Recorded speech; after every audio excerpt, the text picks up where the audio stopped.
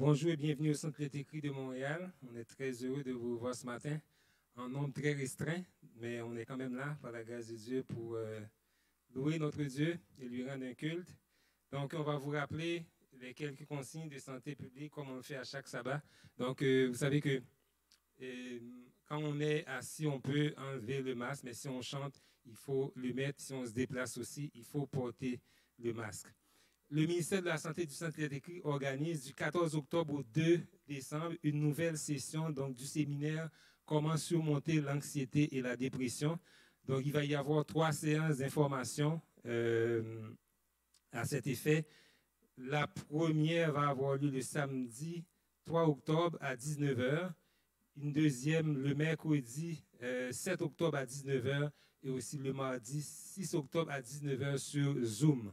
Donc, si vous êtes intéressé, si vous connaissez aussi quelqu'un qui pourrait être intéressé à ce séminaire-là, on vous invite à prendre des pamphlets qui sont disponibles à la sortie. Vous pourrez donc les partager dans votre entourage. Donc, le séminaire se déroulera tous les mercredis soirs de 19 h à 21 h du 14 octobre au 2 décembre.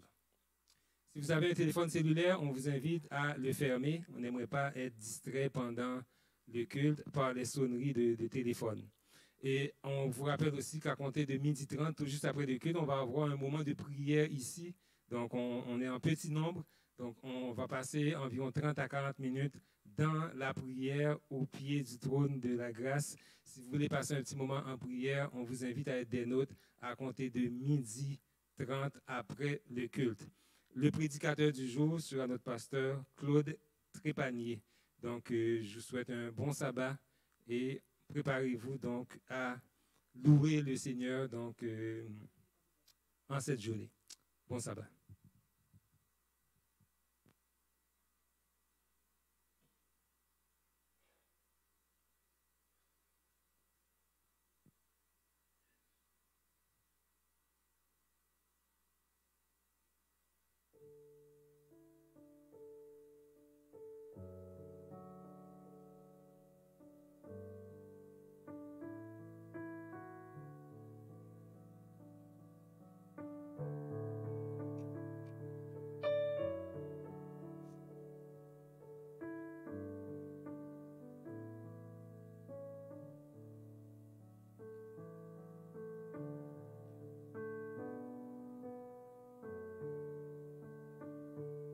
Il est écrit dans Matthieu 11, le verset 28 à 30, que je vous invite à lire avec nous. « Venez à moi, vous tous qui êtes fatigués et chargés, et je vous donnerai du repos. Prenez mon joug sur vous et recevez mes instructions, car je suis doux et humble de cœur, et vous trouverez du repos pour vos âmes. Car mon joug est doux et mon fardeau léger. » Bonjour, chers amis. Vous êtes venus au bon endroit ce matin pour rendre à notre Dieu un culte de louange et d'adoration. Nous sommes heureux de vous voir. Que l'Esprit de Dieu nous remplisse de sa grâce, de son pardon et de son amour. Bienvenue à chacun de vous, également à toutes les personnes qui nous suivent sur Internet, quel que soit l'endroit où vous êtes dans le monde. Unissons nos voix pour louer notre Dieu. Je vous invite à vous mettre debout afin que nous puissions entonner ensemble ce très beau chant.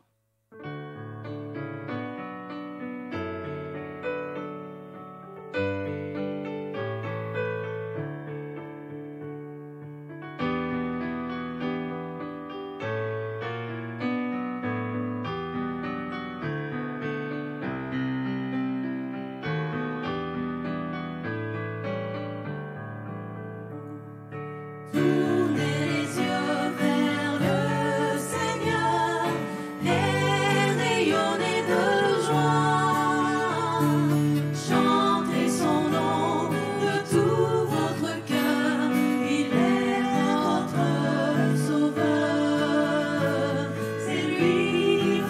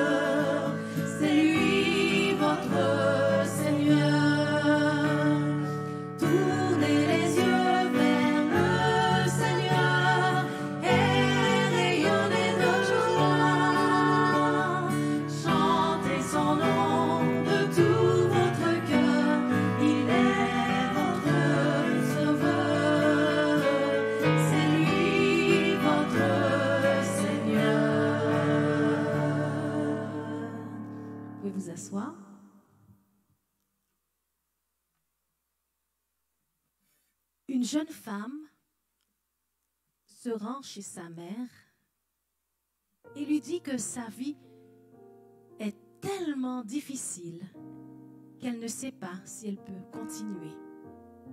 Elle veut abandonner. Elle est fatiguée de se battre tout le temps.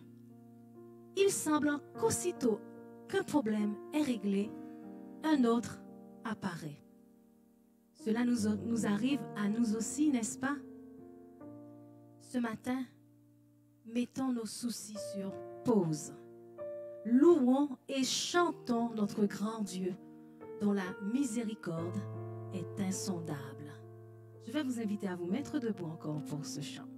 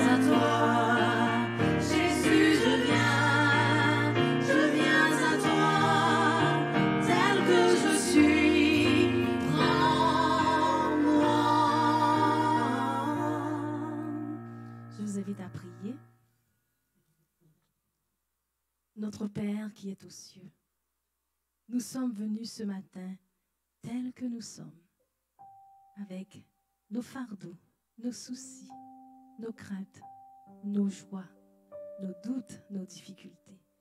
Nous venons, Seigneur, les déposer à tes pieds, car c'est toi seul, Seigneur, qui es capable de tout effacer, de tout enlever, car ta miséricorde, Seigneur, est insondable.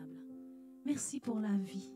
Merci pour nos familles, nos amis, nos voisins, nos collègues de travail, nos frères et sœurs qui sont à travers le monde entier et qui passent par des moments difficiles. Merci de nous permettre de les soutenir, Seigneur. Et merci pour l'occasion que tu nous donnes en ce sabbat de pouvoir te rendre un culte d'adoration. Visite chacun de nous, Seigneur, et répands sur nous ta bénédiction. Au nom de Jésus. Amen. Vous pouvez vous asseoir.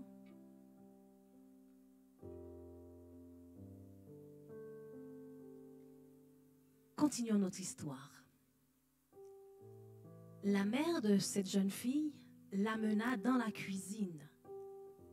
Elle remplit 3 chaudrons d'eau et les place chacun sur la cuisinière à feu élevé. Bientôt, l'eau commence à bouillir. Dans le premier chaudron, elle place des carottes. Dans le deuxième, elle met des œufs. Et dans le troisième, elle met un bâton de cacao. Elle les laisse bouillir sur le feu sans dire un mot. Après 20 minutes, elle retourne à la cuisinière. Elle sort les carottes et les place dans un bol. Elle sort les œufs et les place aussi dans un bol. Puis elle verse le bâton de cacao dans une tasse. Se tournant vers sa fille, elle lui dit, « Dis-moi, que vois-tu? » « Des carottes, des œufs, un bâton de cacao, » répondit sa fille. Sans trop comprendre où voulait en venir sa mère, cette jeune fille pensait, « Je suis en galère, j'ai besoin d'aide. Si seulement quelqu'un voulait bien venir à mon secours. » Mais cette jeune fille oubliait combien il est bon et doux d'être secouru par Dieu lui-même. Oui, notre secours est en Dieu, n'est-ce pas?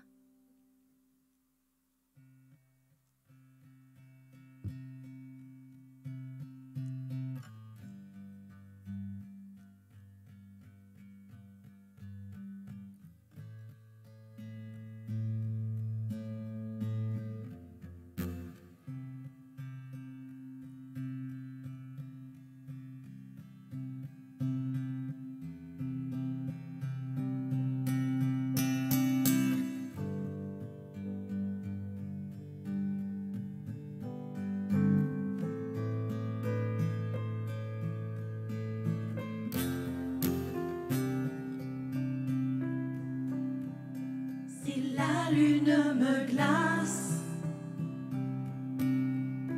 et le soleil me menace. Créateur des étoiles, mon secours est en toi. Si mes larmes ruissellent et que mon pas chancelle, Créateur de la terre, mon secours est en toi.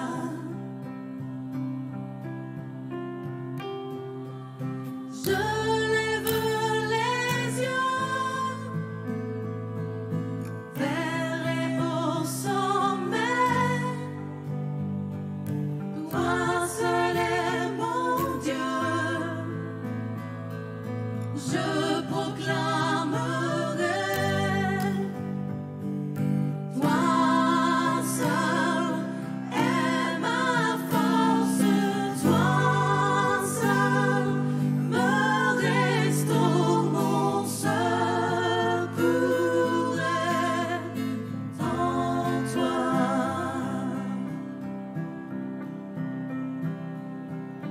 Toujours tu me portes, jamais tu ne dors, mon secours est en toi.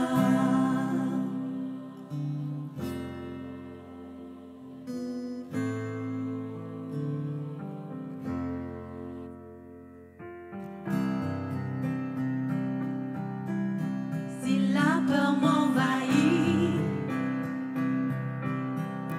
et mon âme chavire,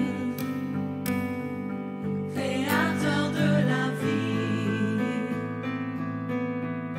mon secours est en toi. Je lève les yeux vers les hauts sommets. Toi seul est mon Dieu. Je proclamerai,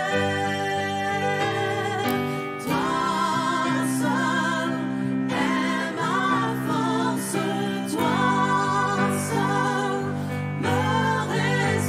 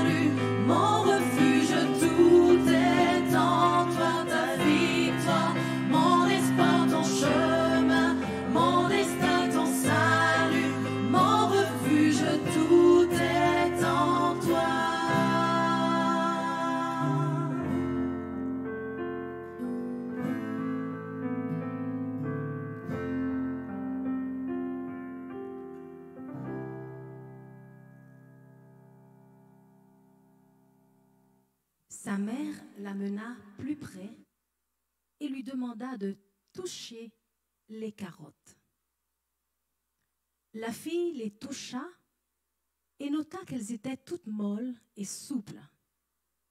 La mère lui demanda alors de prendre un œuf et de le briser. La fille enleva la coquille d'un œuf et observa qu'il était cuit et dur. Finalement, la mère lui demanda de goûter au chocolat. La fille sourit pendant qu'elle goûtait son arôme riche. La fille demanda alors, « Mais qu'est-ce que ça veut dire, maman ?» Sa mère lui expliqua que chaque objet avait fait face à la même eau bouillante, mais que chacun avait réagi différemment. Nous aussi, n'est-ce pas? Nous faisons face à l'adversité dans nos vies. L'eau bouillante peut être un chômage, un divorce, un fils qui se drogue. Parfois, nous sombrons et nous oublions quelquefois qu'aucun problème n'est trop grand pour le Dieu vivant.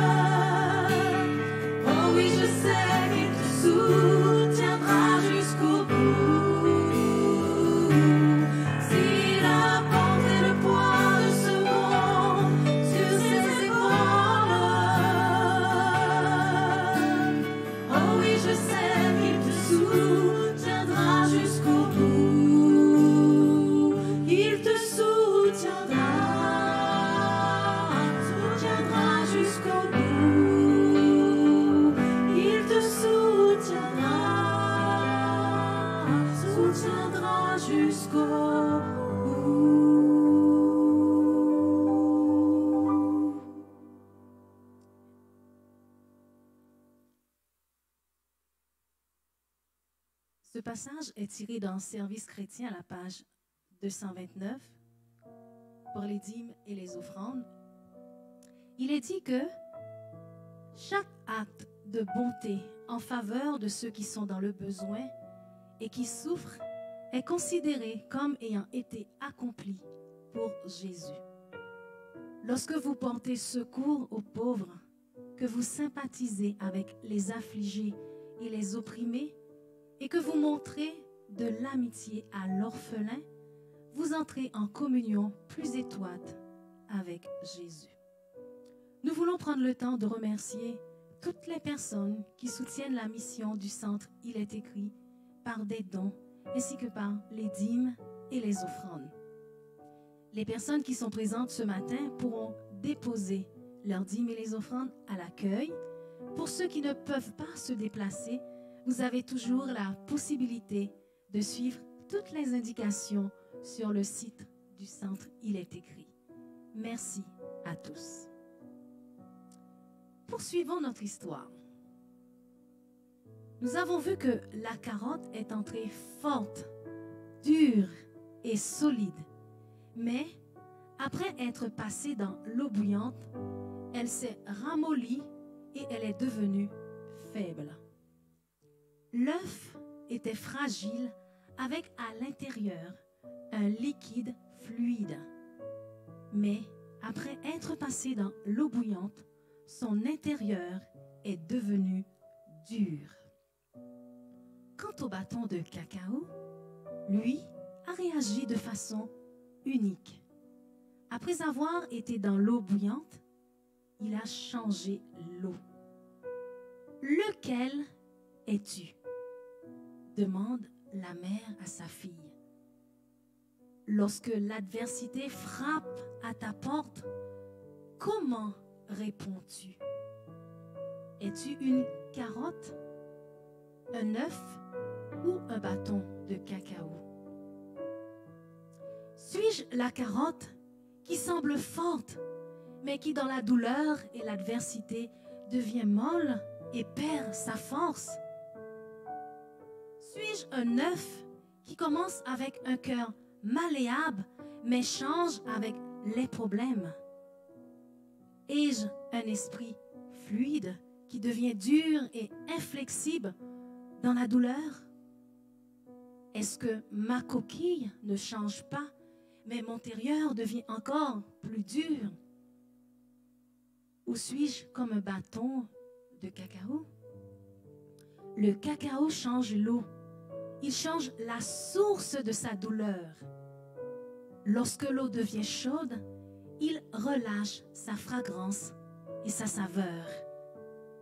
Si tu es comme un bâton de cacao, tu deviens meilleur et changes la situation autour de toi lorsque les choses vont mal.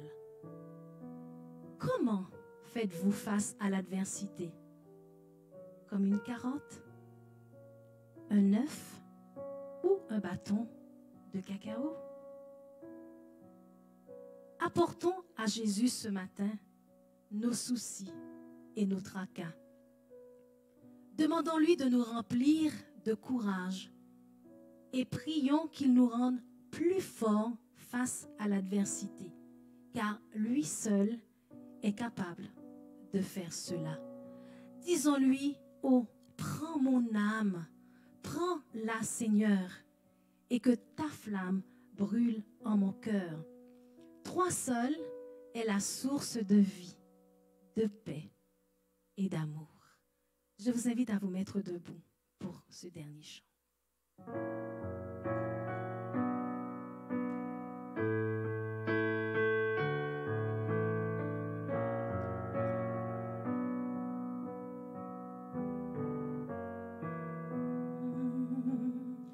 Oh, prends mon âme, prends-la, Seigneur, et que ta flamme brûle en mon cœur.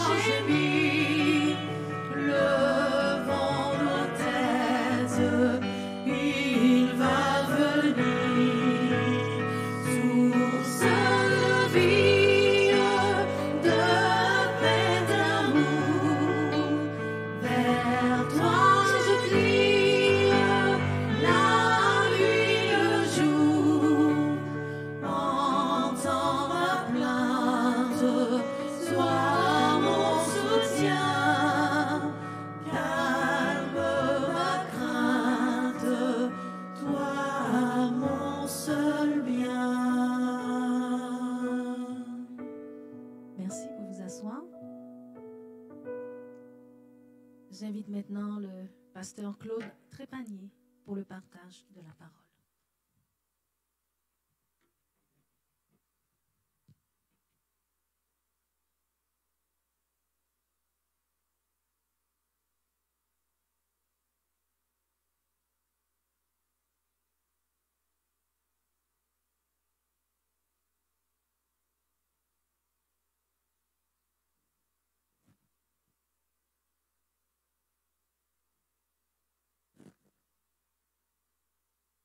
Bon sabbat à tous. Je vais enlever ça. Parce que dernièrement, vous savez, comme d'autres diraient, ce n'est pas la fin du monde, mais il y a plein de contraintes. J'en ai vécu une ce matin, une contrainte que je ne pensais jamais que je vivrais, puis encore moins comme pasteur. J'ai été obligé de refuser du monde. C'est incroyable. La semaine passée, on nous a dit que les lieux de culte passaient de 250 à 50. Puis quand on est dans une zone qui est autre que jaune ou verte, on baisse encore. Donc, on est 25 ce matin. Là, il faut que les gens m'appellent pour que je puisse être capable de leur réserver une place. Puis il y en a qui n'appellent pas parce qu'ils pensent que je m'en vais à l'église. C'est bien normal qu'ils pensent comme ça. Puis à l'église, on lui dit, s'excuse, on est complet. Fait que je ne pensais jamais qu'un jour, je dirais à des gens, venez pas à l'église. Moi, on m'a habitué dans Hébreux 10, 25, on dit, ne négligeons pas nos assemblées comme c'est la coutume sur certains d'entre vous. Mais tu sais, d'aller à l'église, hein, on s'est fait pas mal plus dire d'aller à l'église, de ne pas aller à l'église, mais ça a l'air qu'on est rendu là. Il va falloir qu'on prie, qu'on demande au Seigneur de nous aider, de nous éclairer, de nous faire comprendre ce qu'il y a à comprendre, parce qu'on est dans un temps qui est difficile un peu. D'autres vont me dire, ben là, c'est pas si difficile que ça de pas aller à l'église. Quand tu te lèves à 7 heures, puis tu t'organises, puis tu arrives ici à 10 heures, puis tu penses que tu peux venir à l'église, puis on te dit non, c'est un peu décevant. On est d'accord? Mais malgré tout ça, le Seigneur est bon. Le Seigneur fait des choses pour chacun de nous. Personnellement, vous êtes d'accord avec moi? Le message de ce matin, la douleur est une chose que l'on a le droit d'infliger qu'à soi-même. Ça, c'est Boris Vian qui dit ça. La douleur est une chose que l'on a le droit que d'infliger à soi-même. La douleur, ce qu'on s'afflige à soi-même, je l'ai déjà dit, puis je la trouve tellement belle, cet exemple-là. C'est un grand philosophe qui dit que l'être humain est semblable à celui qui a une roche dans sa main, puis qui s'en donne des coups sur la tête. Puis quelqu'un l'interpelle, puis il dit, « Pourquoi tu fais ça? » « Ah, quand j'arrête, ça me fait du bien. » L'être humain est comme ça. Quand tout va bien, là, on dirait qu'on a le don de se mettre les pieds dans les plats. Puis là, le monde nous regarde, « Pourquoi tu as fait ça? » Je ne sais pas. Je ne comprends pas. La douleur qu'on s'inflige à soi-même, c'est souvent que ça a tout commencé par une pensée. Ça a commencé par quelque chose qui est venu dans notre tête puis qui nous a dit, on serait peut-être mieux de faire ça comme ça ou faire ça comme ça. Proverbe 23, 6 et 7 nous dit, ne mange pas le pain de celui dont le regard est malveillant et ne convoite pas ses friandises, car il est comme les pensées de son âme. Mange et bois, te dira-t-il, mais son cœur n'est point avec toi. Il faut faire attention avec qui on mange. Il faut faire attention avec qui on marche ou qu'on se tient. Parce que souvent, ça peut être trompeur. Ça peut être très, très, très trompeur. Écoutez, une vieille histoire que je vais vous conter le matin. Il y a l'histoire d'Adam et Ève. Adam et Ève ont pris le fruit défendu. Puis tout de suite après, au chapitre 4, on nous parle de leur fils, Caïn et Abel.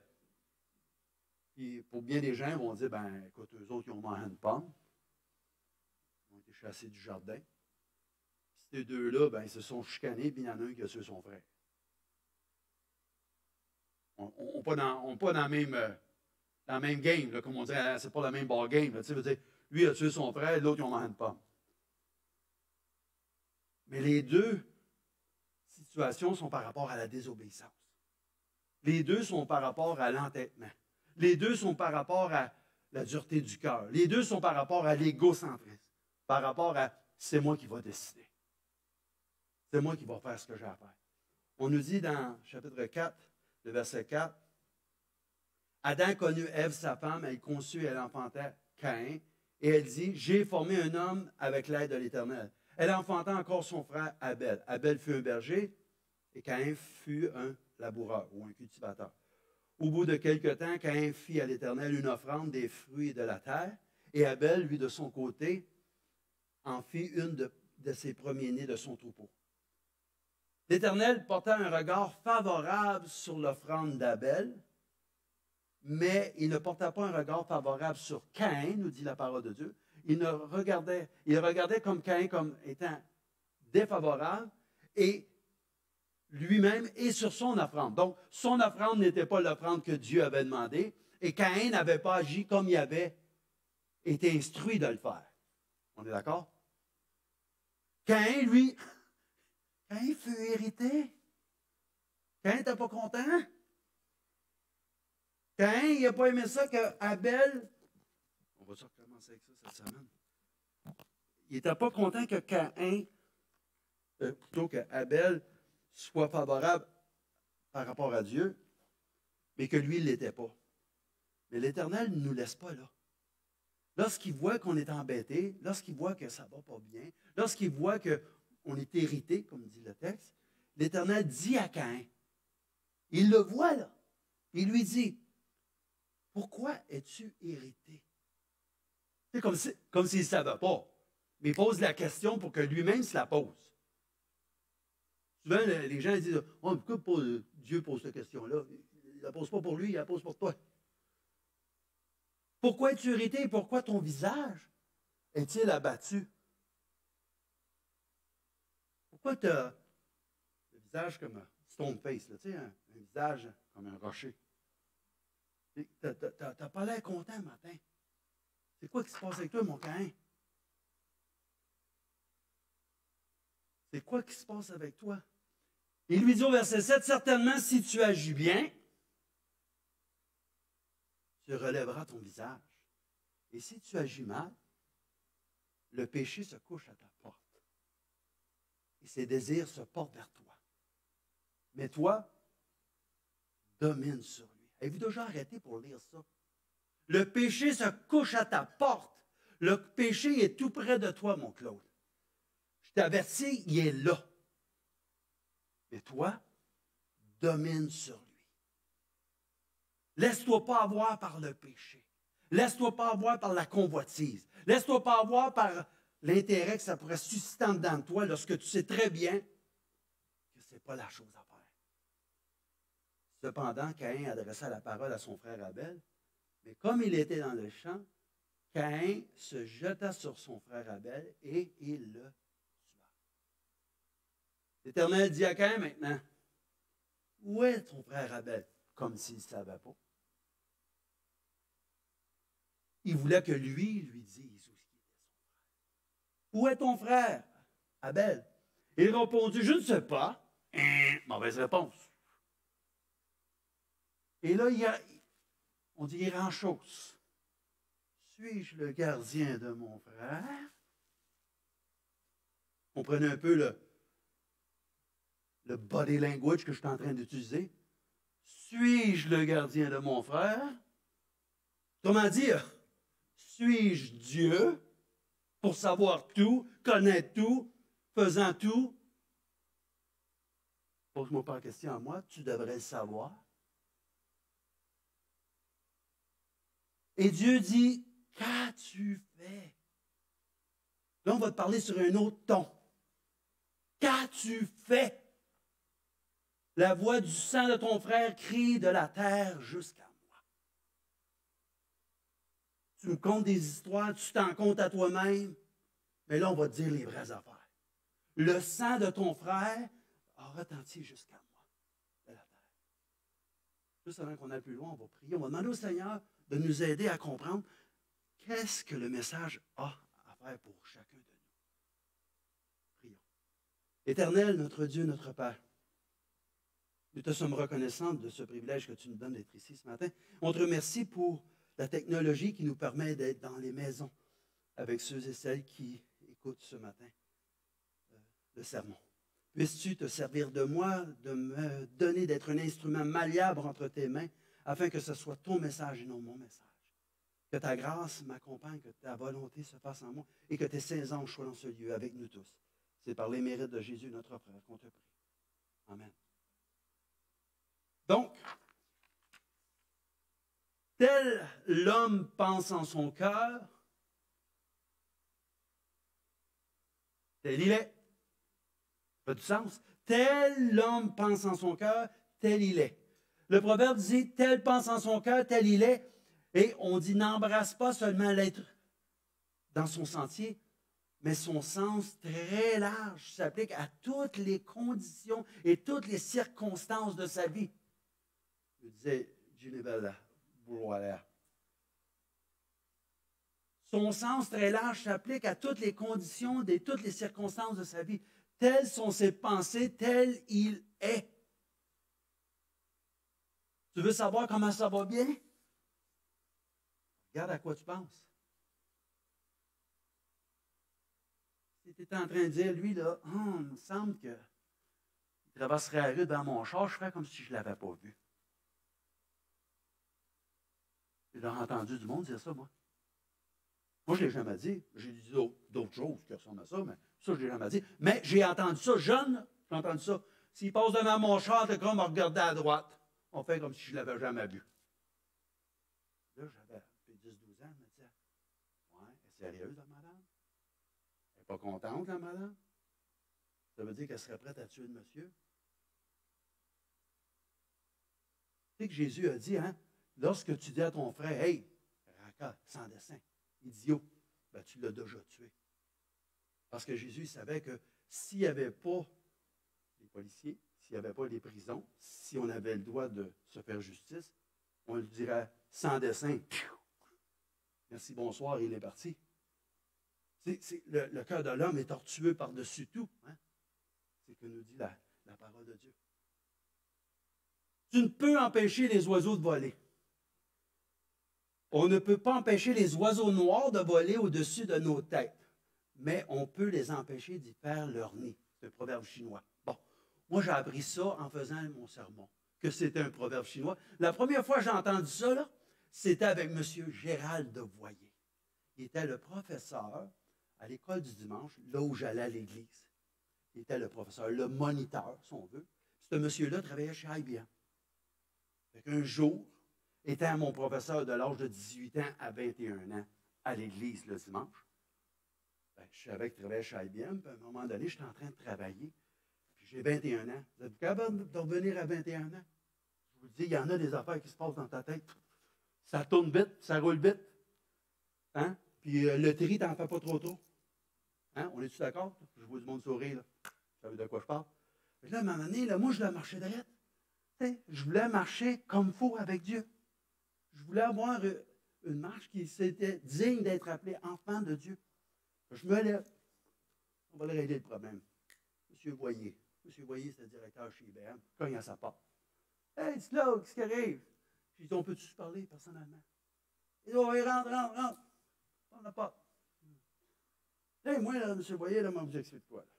Je ne sais pas pour vous, là, mais pour moi, là. J'ai dit, là, j'essaie d'être fidèle, j'essaie de marcher droit, j'essaie de marcher avec le Seigneur. Mais il m'a dit, de quoi, là? Hey, il y a du beau personnel à l'entour d'ici, là. Moi, je capote, là. Je veux dire, là, supposé d'avoir une femme dans ta vie, là, puis moi, si on ne me le dit pas, là, ça va être 5-6, là. Je veux dire, puis, et plus encore. Il dit, hey, mon Claude, on se calme.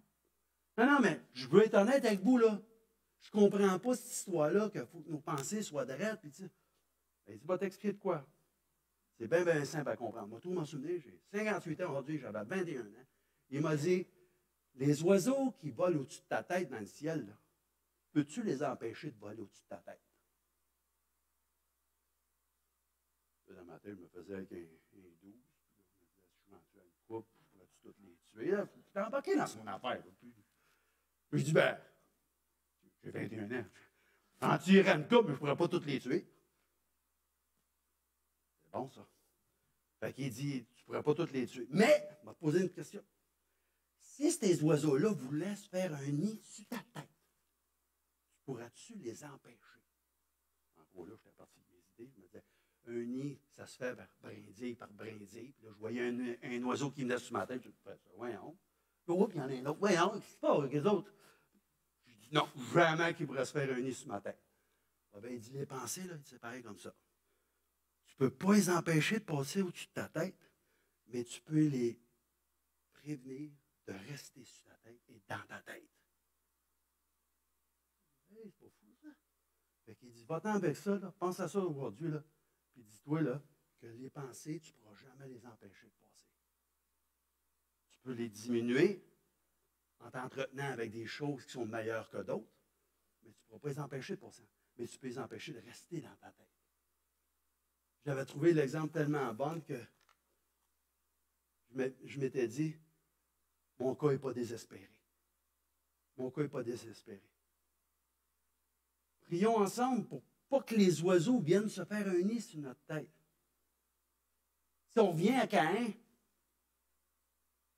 au bout de quelque temps, Caïn fit à l'Éternel une offrande, nous dit le texte. Il a fait une offrande des fruits de la terre. Lui, il était cultivateur. Donc, il a donné ce qu'il avait de meilleur dans sa compréhension à lui, au Seigneur. Lui, il est cultivateur, il prend le meilleur fruit de sa terre, le meilleur légume, puis il offre ça au Seigneur. Pourtant, la consigne était claire. Le pourquoi avait été expliqué. Le comment avait été montré. La réalité semblait avoir été comprise. Son père et sa mère les avaient éduqués, les deux. Puis un faisait d'une manière, l'autre faisait de l'autre. Qu'est-ce qui n'avait pas marché? Qu'est-ce qui n'avait pas bien été?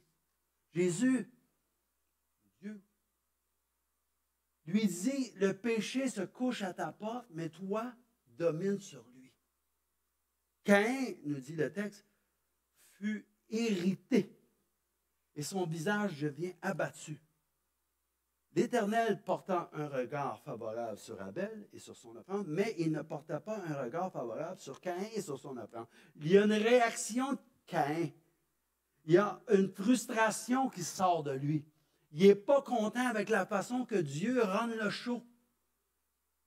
Il veut faire ça à sa manière, selon ses convictions. Lui, il a une petite idée de ce que c'est. Dieu a toutes les idées au complet. Et Dieu savait bien qu'un jour, Jean-Baptiste dirait, voici l'agneau de Dieu qui ôte le péché du monde. Il avait été enseigné qu'il devait prendre un agneau pur et sans tache, sans aucun défaut, et d'offrir ça au Seigneur. Pourquoi? Pour leur montrer que cet agneau-là, un jour, serait le Fils de Dieu. Pas des légumes, pas des fruits, pas rien d'autre qu'un agneau. La réaction de Caïn est une de frustration. Avez-vous déjà été frustré? Avez-vous déjà été frustré?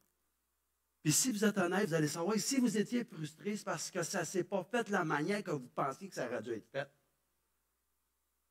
Il y a de quoi dans l'équation qui ça ne donne pas avec vos convictions. Il y a de quoi qui fait que ça ne marche pas parce que ce n'est pas ce que j'avais pensé que ça devrait être.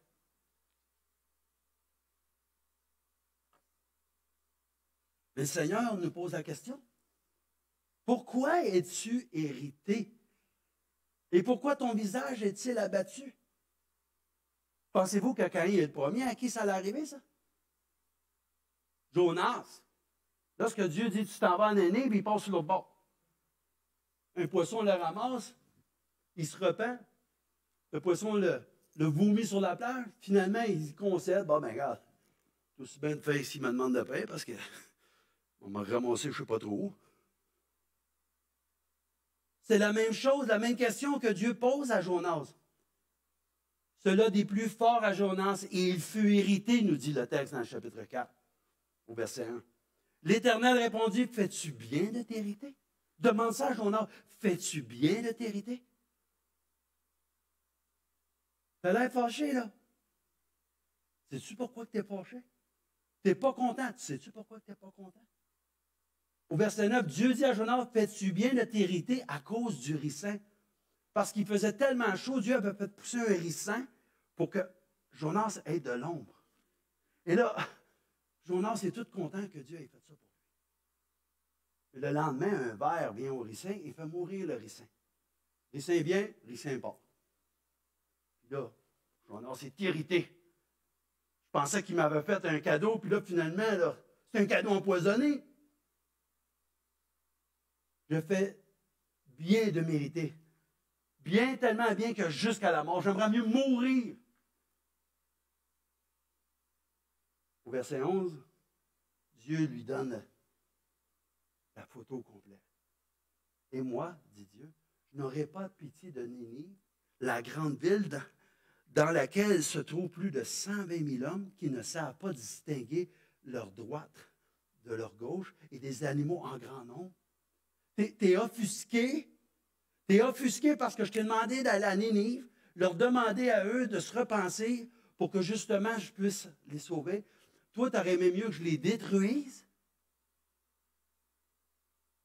Il y avait 120 000 personnes là-bas, tu aurais aimé mieux que je les détruise. Puis quand un ricin vient, puis il repart, tu es tout choqué, tu veux même mourir. 120 000 personnes, ça ne vaut pas plus qu'un ricin, ça.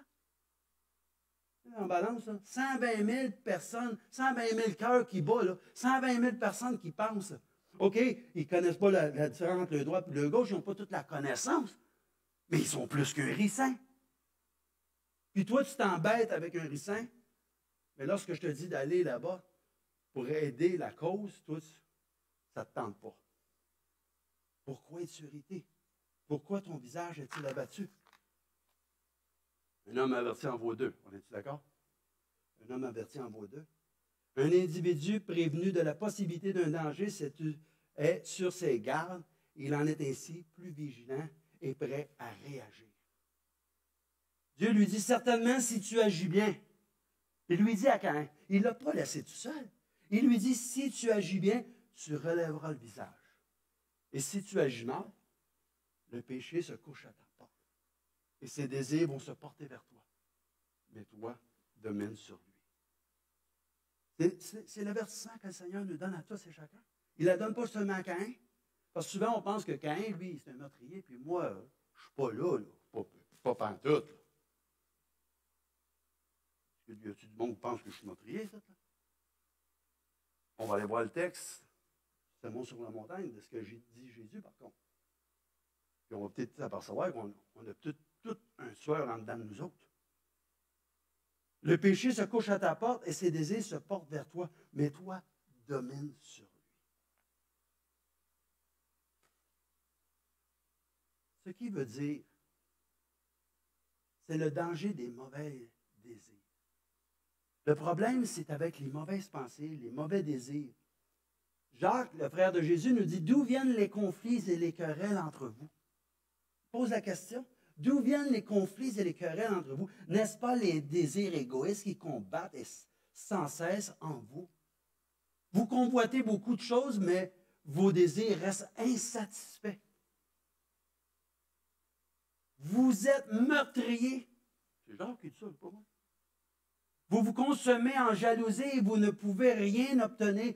Vous bataillez et vous vous disputez. Vous n'avez pas ce que vous désirez parce que vous ne demandez pas à Dieu. Vous ne demandez pas à Dieu, pourquoi? Parce que vous ne voulez pas avoir son opinion. C'est simple. Quand j'étais plus jeune, moi, le monde me disait, ouais, mais parle-en à Dieu. C'est le dernier à qui je veux en parler. Si tu savais ce que je veux faire, je ne veux pas parler de ça à Dieu. On se comprend? Je ne suis pas le seul qui a eu cette pensée-là, j'espère. Hein? OK. Comme ça, quand du monde me font. On n'a pas beaucoup de monde, mais on a assez de monde me fait sentir que je ne suis pas tout seul. Ou bien, Jacques nous dit, ou bien, quand vous demandez, vous ne recevez pas. OK? Car vous demandez pour des mauvais motifs. Vous voulez que l'objet de vos demandes serve à vos propres plaisirs. Voici donc ce que je déclare, ou ce que déclare l'Écriture. Dieu s'oppose aux orgueilleux, mais il fait grâce aux humbles, ou il accorde la grâce aux humbles. Il dit, soumettez-vous donc à Dieu. Résistez au diable, et il fuira loin de vous. Approchez-vous de Dieu, et qu'est-ce qui va arriver? Il s'approchera de vous. Écoute, juste ça, là, juste Jacques, là. Jacques 1 à 3, puis après ça, 6b à 8a, là.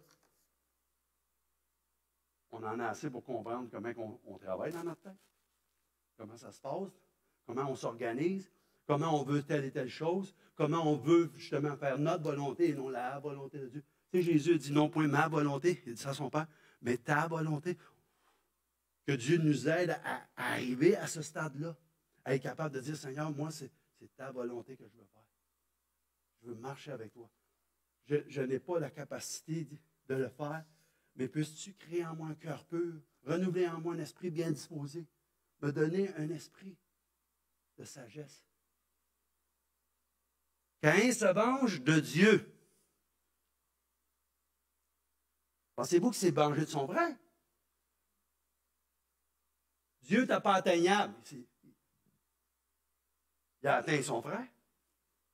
Caïn se venge de Dieu en se jetant sur Abel. Vous vous ramenez quand j'avais 30 ans. Ça s'est vraiment passé. Je suis à l'église de Granby, on est dans un comité. Puis je me souviens de pasteur Hermance. Le pasteur Hermance, c'est celui qui a commencé les programmes, il l'a écrit. Il est assis, puis c'est mon pasteur. Il est là. Puis moi, je suis assis juste là à côté.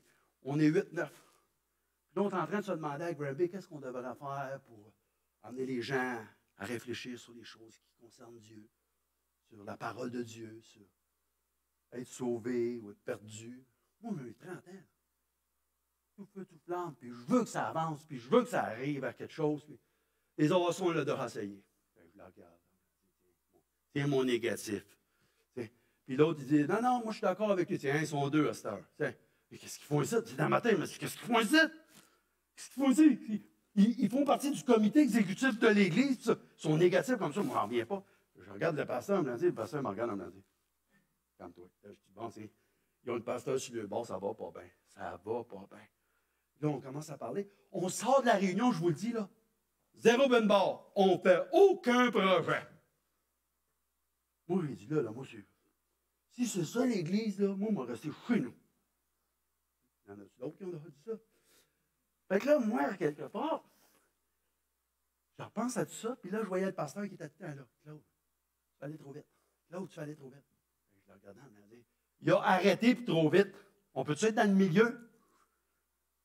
Il me regardait tout le temps, puis il était juste à côté de moi. Vous ne voyez pas ce qu'ils disent? Un peu comme Pierre. Comment qu'eux autres, ils traîneraient tout, là?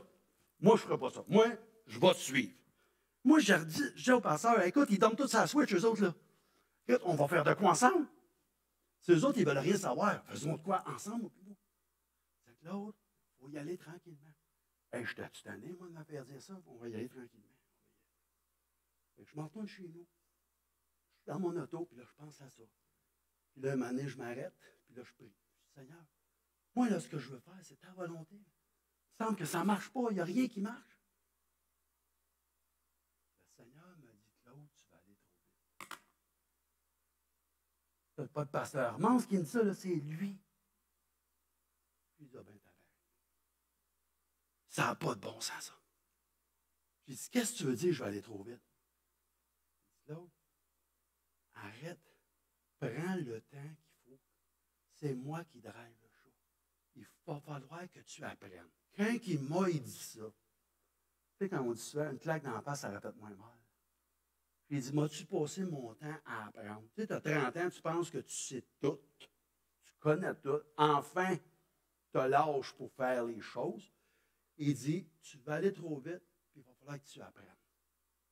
Je me vois encore, je sors de mon auto. J'ai une maison avec un garage à côté sur l'auto. Puis avant d'ouvrir la porte du garage, je pète un coup de pied sur le bord du garage. Un bon coup de pied. Tiens-toi! La petite voix me dit comme ça. Le coup de pied, c'était pour qui? Je te dis, là, le coup de pied, c'était pour qui? Je fais le poule. Je pense à Moïse. Dieu dit à Moïse et à Aaron, vous allez amener le peuple, puis vous allez parler au rocher, puis le rocher va donner de l'eau. Moïse et Aaron viennent aigris, pognent le bâton, puis en fassent 2 coups sur le rocher au lieu. Dieu dit, ça ne marche pas. Vous êtes des leaders, vous ne pouvez pas faire ça. Vous aviez dû parler au rocher. Le rocher devait être effacé une fois, il avait déjà été. Là, je vous ai demandé de parler au rocher. Le rocher était Christ qui les suivait. Ils se sont fâchés contre le Seigneur parce que ça ne renait pas comme ils voulaient que ça renne. J'ai donné un coup de pied sur le bord du garage. En fin de compte, il avait raison, c'était pour qui le coup de pied? c'était pour celui qui venait juste de me dire, tu vas trop vite. Il va falloir que tu te mettes à apprendre. Comprenez-vous? Caïn ne va pas atteindre Dieu. Il a atteint son frère. Il a dit, mon faire mal à Dieu en faisant mal à celui qui fait des belles offrandes, que Dieu aime beaucoup. C'est pour qui il coûte bien. Il faut comprendre qu'on a des bénédictions du Seigneur, mais on a des responsabilités aussi. On est béni, on a des choses qu'on doit faire. Il y a des choses qu'on doit faire, puis on doit être capable de bien faire. Dans 2 Timothée 2,15, pas pour vous, ça c'est pour moi. Efforce-toi de te présenter devant Dieu comme un homme qui a fait ses preuves, un ouvrier qui n'a pas à rougir, mais qui expose avec droiture la parole de la vérité. C'est pour moi, mais c'est pour vous autres aussi. Il faut que vous exposiez la parole de la vérité comme elle est vraiment. Dieu nous demande de bien le représenter, d'être des ambassadeurs pour lui. D'être des hommes et des femmes qui disent, moi je suis un enfant de Dieu. Pas parce que je suis parfait, parce que mon Père est parfait. Puis il est en train de travailler en moi et me rendre comme lui. Ça, c'est sa job à lui. Puis je lui laisse faire parce qu'il fait ça mieux que moi je le ferais. Mais une chose est certaine, il t'aime comme il m'aime. Et on est supposé de refléter cet amour-là.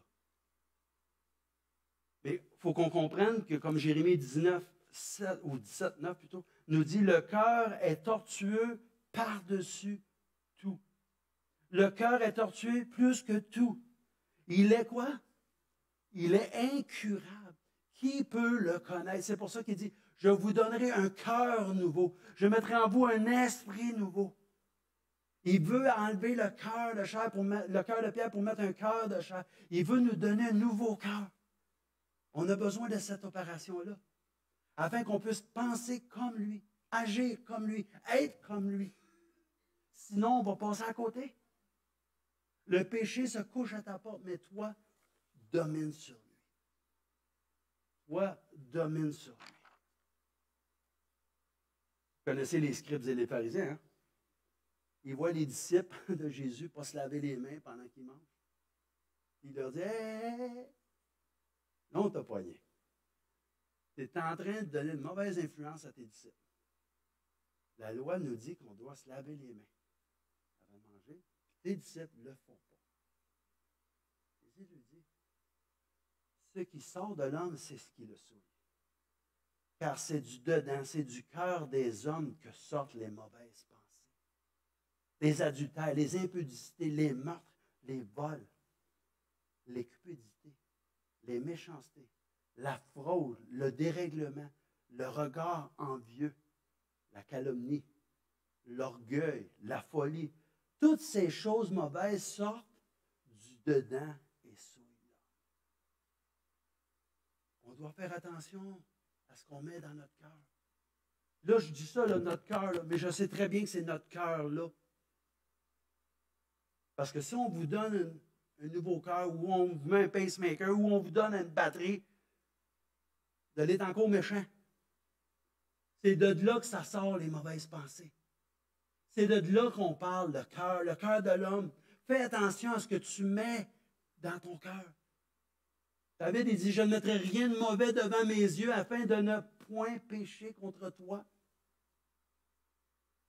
La façon que ça rentre là, c'est par les oreilles, c'est par les yeux, c'est par la bouche. C'est par la discussion qu'on a avec un avec l'autre. C'est ce qui rend notre cœur malade. Ou qui l'entretient à rester malade. Ce qui sort de l'homme, c'est ce qui le souille. Car c'est du dedans du cœur des hommes que sortent les mauvaises pensées. Si. Vous connaissez ça? On dit si tous les chiens auraient des si, il n'y aurait plus de poteaux. Hein? Québec, vous connaissez cette expression-là? Si. Si Caïn avait écouté la voix de Dieu, si Adam et Ève avaient écouté la voix de Dieu, si Samson avait écouté la voix de Dieu, si David avait écouté la voix de Dieu, si Pierre avait écouté la voix de Dieu, si nous écoutions davantage la voix de Dieu, de son esprit. Bien souvent, on ne sera pas là où on est, ou là où on a déjà été, puis qu'on est tenté à y retourner. Si.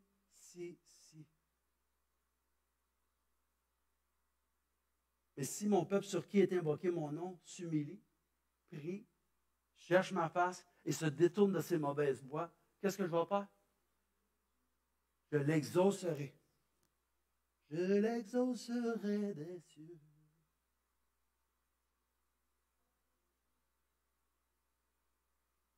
Amen.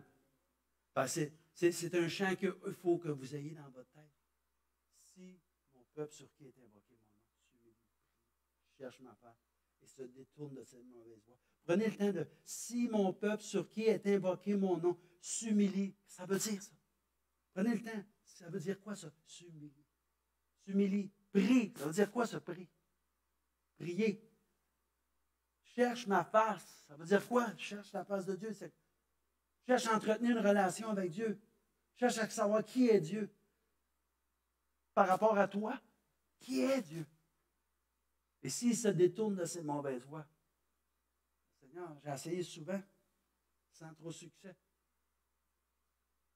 Que tout votre être, votre corps, votre âme, votre esprit soit gardé irrépréhensible. 1 Thessaloniciens 5, 23. Et celui qui est en vous, c'est lui qui le fera. Le problème, c'est qu'on ne le laisse pas faire. Il faut qu'on le laisse faire. Si on le laisse faire, ce qu'il y a à faire en nous, que lui seul peut faire, bien, on va y arriver. On va y arriver.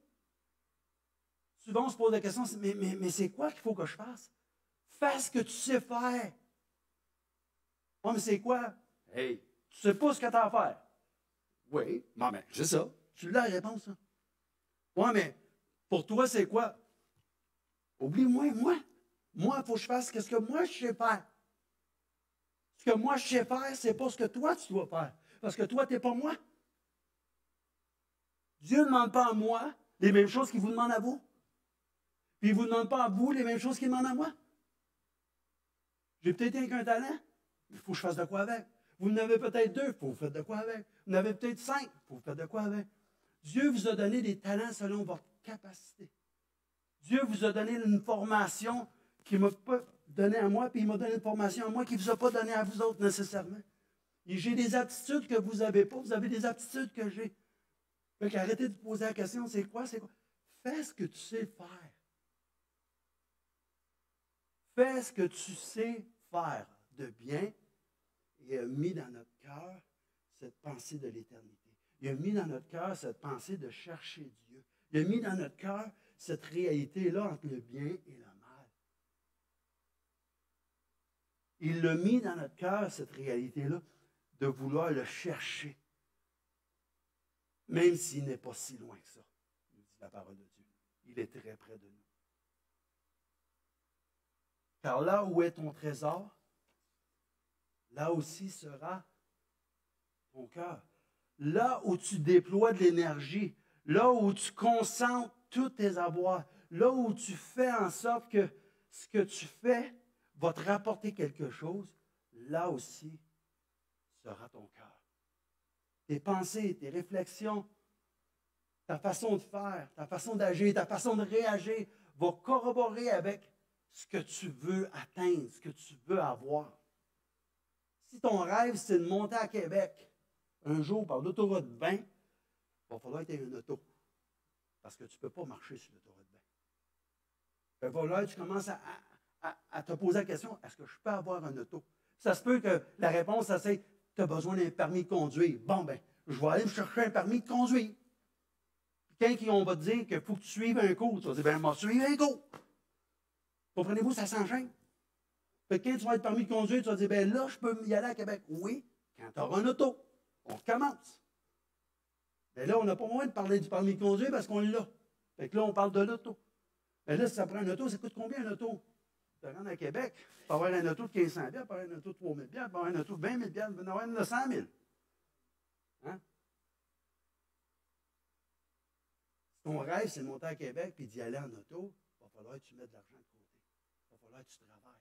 Voyez-vous comment ça s'enchaîne tout? On se pose des questions, puis les réponses viennent. Pourquoi? Parce que Dieu nous a donné un cerveau. J'ai élevé mes enfants comme ça, moi. Ta tête, c'est pas juste pour mettre une casquette. Tu as le droit de t'en servir. Puis je vous dis la même chose, puis je me dis la même chose à moi aussi. Ma tête, c'est pas juste mettre ma casquette. J'ai le droit de m'en servir. Enfin, frères et sœurs, portez vos pensées sur tout ce qui est vrai, tout ce qui est honorable, tout ce qui est juste, tout ce qui est pur, tout ce qui est digne d'être aimé, tout ce qui mérite quoi? L'approbation. Ce qui est synonyme de qualité morale, ce qui est digne de louange. Nos pensées devraient être des pensées qui nous amènent à penser à des choses qui sont justes. Si jamais vos pensées ne sont pas ce qu'elles devraient être, qu'est-ce qu'il faut que vous faisiez? Si mon peuple sur qui est invoqué mon nom s'humilie, prie, cherche ma face et se détourne, je l'exaucerai. Si votre intention, c'est de marcher avec le Seigneur va pourvoir à tous vos besoins. Si tu as une dette contre ton voisin, pour mettre ça facile, puis ça ne te tente pas d'y pardonner, le Seigneur dit, priez pour vos ennemis. C'est-tu facile de se mettre à genoux et prier pour nos ennemis? Hein, c'est-tu facile? Moi, on va dire que ce n'est pas facile. Je l'ai déjà fait. Je ne pensais jamais de faire ça un jour, mais je l'ai fait. Puis quand tu es à genoux, là, tu fais pareil comme si tu étais un enfant de 3 ans. Bon, ben là, c'est ça, tu lèches à genoux, je suis à genoux. Tu lèches me mêler. Tu veux que je prie? C'est ça que je dis. Que je l'aime, c'est pas vrai. Que je suis content de ce qu'il m'a fait, c'est pas vrai. Fait que là, je fais quoi? Il dit, juste me remercier pour ce que je fais pour toi. Tu vas voir, ça va s'enchaîner. Et en le remerciant pour ce qu'il faisait pour moi, j'ai dit, dans le fond, je n'étais pas plus fin que l'autre. Parce que tout ce que j'avais, c'est Dieu qui me l'avait donné. Et que l'autre aussi, tout ce qu'il avait, c'est Dieu qui l'avait donné. Que dans le fond, il était un enfant de Dieu, par exemple, j'étais un enfant de Dieu. Finalement, je devais prier pour lui. Quand je me suis mis à prier pour lui, je me suis mis à me sentir mieux dans mon corps. Je me suis mis à me sentir mieux dans ma tête. Je me suis mis à me sentir mieux dans mes émotions. Pourquoi? Parce que c'est ça que le Seigneur veut qu'on fasse. C'est lui qui nous a créés. C'est lui qui sait ce qui est bon pour nous autres. S'il nous demande de prier pour nos ennemis, c'est parce qu'il sait que ça va nous faire du bien. Souvenez-vous de Jérémie 313. Facile, hein? Jérémie 313, pourquoi? Parce que Jérémie 31,3 nous dit, reconnais seulement ton iniquité. Reconnais seulement que tu as été infidèle à notre Dieu. Que tu as dirigé ça et là tes pas vers les dieux étrangers. Sous tout arbre vert et que tu n'as pas écouté la voix, dit l'Éternel. Jérémie 31, verset 3. Mais Jérémie 3,13, c'est ce qu'on vient de lire. Jérémie 31, verset 3, ça dit, de loin l'Éternel se montre à moi. Je t'aime. Je t'aime quoi? Je t'aime d'un amour éternel. C'est pourquoi je te conserve ma bonté. Il dit, ce que je veux que tu fasses, là, c'est pas juste reconnaître ta faute. Pas juste reconnaître que tu es pécheur. Pas juste reconnaître que tu as besoin de moi. Pas juste reconnaître que tu ne peux pas y arriver tout seul. C'est la seule chose que je vous demande. Fais juste reconnaître ça. Puis, parce que je te demande de reconnaître ça, oublie jamais que je t'aime d'un amour éternel. C'est pourquoi je veux te conserver ma bonté. Je veux être là pour toi. Je veux être là avec toi. Je ne veux plus jamais me départir de toi. Puis à part ça, arrête de dire à tout le monde que je suis toujours en train de te lâcher. C'est toi qui me lâches tout le temps. Moi, je suis toujours prêt à te reprendre parce que je t'aime d'un amour éternel. Jérémie 313. Jérémie 3,13, Jérémie 31,3. Les deux versets qui vont ensemble. C'est comme aux cartes, là. On prend un 2, on rouvre un 2. On a une paire, on la met là. On a un 6, On cherche, oups, c'est un 7, on les reprend. On a un 8, on a un 8, on les met ensemble. On a une autre paire. Jérémie 313, c'est une paire. Reconnais que tu as péché. Reconnais que tu as manqué. Tu as manqué le but. De loin, l'Éternel se montre à moi. Je ne sais pas si la dernière fois vous avez lu le psaume 51, psaume de repentance. Mais c'est tellement beau ce qu'il dit. Oh Dieu, crée en moi un cœur pur. Renouvelle en moi un esprit bien disposé. Ne me rejette point loin de ta face. Ne me retire pas ton Esprit Saint. Rends-moi la joie de ton salut et qu'un esprit de bonne volonté me soutienne. J'enseignerai tes voies à ceux qui les transgressent et les pécheurs reviendront à toi. C'est des versets qu'on devrait connaître par cœur. Pourquoi? Parce qu'ils font du sens. Pas juste parce qu'on doit les mémoriser. Parce que c'est vrai que Dieu crée en moi un cœur pur. Lui seul peut créer en nous un cœur pur. Renouvelle en moi un esprit bien disposé. Donne-moi d'avoir des pensées qui sont des bonnes pensées. Ne me rejette point loin de ta face. Ne me retire pas ton Esprit Saint. Parce que si tu me retires ton Esprit Saint, je vais faire quoi, moi? Buvons et mangeons, car demain nous mourrons. Rends-moi la joie de ton salut. Donne-moi cette paix que toi seul peux me donner. Et qu'un esprit de bonne volonté me soutienne. Lorsque les choses n'iront pas comme ils devraient être, que j'ai de la joie pareille de savoir que tu es mon Dieu, que tu prends soin de moi, que tu veux ce qu'il y a de meilleur pour moi. Qu'un esprit de bonne volonté me soutienne. Pourquoi? Parce que je veux enseigner tes voies à ceux qui les transgressent. Je veux être un instrument malléable entre tes mains. Je veux être un ambassadeur pour toi. Donne-moi d'être capable de faire ce que tu m'appelles à faire. Que Dieu nous donne de comprendre qu'on peut se faire du mal constamment. On peut prendre une roche et s'en donner des coups sur la tête constamment. On peut mettre la roche là, puis s'accoter sur le gros rocher qui est Jésus. C'est pas la petite roche là? C'est le gros rocher qui est Jésus. Puis on s'appuie sur lui. Et on dit, Seigneur, prends soin de moi. Change-moi. Transforme-moi. Fais de moi un sanctuaire. Viens et habite dans mon cœur par ton Esprit Saint. Que Dieu vous bénisse, que Dieu vous garde, que Dieu vous donne d'être capable de réfléchir sur ces choses-là. D'être capable de vous en remettre toujours à lui. De prier constamment. Et de lui demander de vous donner tout ce que vous n'êtes pas capable par vous-même de prendre. Tout ce qu'il vous a donné d'être capable de faire, c'est à vous de le faire. Mais il y a des choses que vous n'êtes pas capable de faire par vous-même et Dieu va le faire pour vous si vous le demandez. Que Dieu vous bénisse, que Dieu vous garde. Et là, on va chanter un chant. Un chant que j'ai souvent fait à la blague en disant c'est le chant des Adventistes. Pourquoi? Parce que trop souvent, je murmure. Trop souvent, je me plains. Hein? Quand j'allais à l'église, je me disais ça, c'est le vrai chant des Adventistes. Mais en fin de compte, c'est mon chant aussi. Souvent, trop souvent, je murmure. Écoutez les paroles de ce chant-là. Que Dieu vous donne d'être capable de vous en remettre à lui toujours. Amen. Nous vous invitons à vous mettre debout.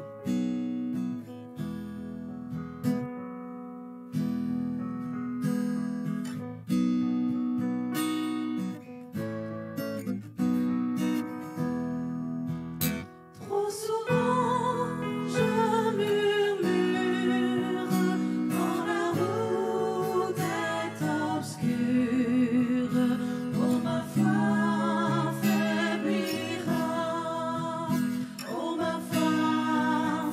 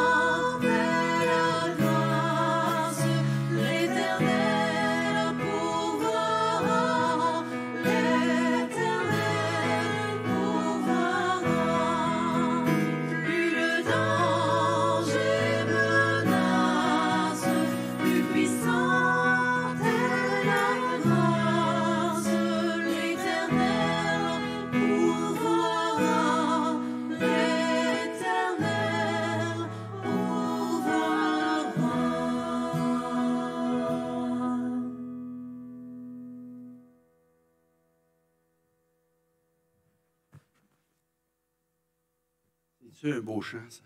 Hein? L'Éternel pourvoira. L'Éternel pourvoira. Je vais prier, puis après que j'ai fini de prier, vous pourrez vous asseoir, puis on va passer une petite capsule qui va nous parler de comment surmonter la dépression et l'anxiété. Donc, je vous demande de rester 2 minutes de plus, même pas, c'est 1 minute 30, pour être capable de visionner la capsule. Sur ça, on va prier. Père, merci pour ce message ce matin qui nous rappelle que le péché se couche à notre porte, mais que nous, on doit dominer sur lui. Qu'on doit fuir loin de l'ennemi, mais se rapprocher de toi. Puisses-tu changer notre cœur, nous donner d'avoir des bonnes et des belles pensées, d'être un instrument entre tes mains, malléable pour l'avancement de ton œuvre. Seigneur, donne-nous et rappelle-nous de savoir et de comprendre que c'est toi qui pourvoiras à tous nos besoins. Je te remercie pour le Saint-Sabbat, journée où nous pouvons nous arrêter, nous reposer avec toi et en toi. Puisses-tu nous bénir tout au long de cette semaine qui va être devant nous et puisses-tu nous garder de tout mal. C'est par les mérites de Jésus, en son nom que je te prie. Amen. Vous pouvez vous asseoir? On va vous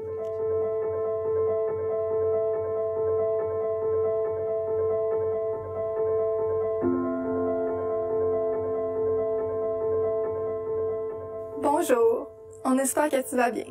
C'est le cas pour certains, mais pour d'autres moins. On a pu remarquer que le slogan « Ça va bien aller », ce n'était pas pour tout le monde. Cette année va nous laisser des souvenirs désagréables. On va s'en souvenir longtemps et pas pour les bonnes raisons. Justement, en parlant de ça, aurais-tu par hasard eu des problèmes comme tu dors trop ou pas assez, une diminution ou une augmentation de ton appétit, une très grande importante perte d'intérêt pour les activités que tu faisais avec plaisir, des comportements qui ne te ressemblent pas? Faut que tu saches que si tu as ce genre de symptômes durant au moins 2 semaines, ça peut être une dépression. On est en mesure de te donner un coup de main avec un programme qui a fait ses preuves depuis les 15 dernières années, avec un taux de succès de plus de 75% et sans médicaments en plus. Notre équipe de soutien est prête à t'aider à sortir de cette mauvaise passe, qu'il s'agisse de dépression ou d'anxiété. N'hésite pas à nous contacter pour avoir plus d'informations. Avec de l'aide, ça va mieux aller. À bientôt, on espère, et bon courage.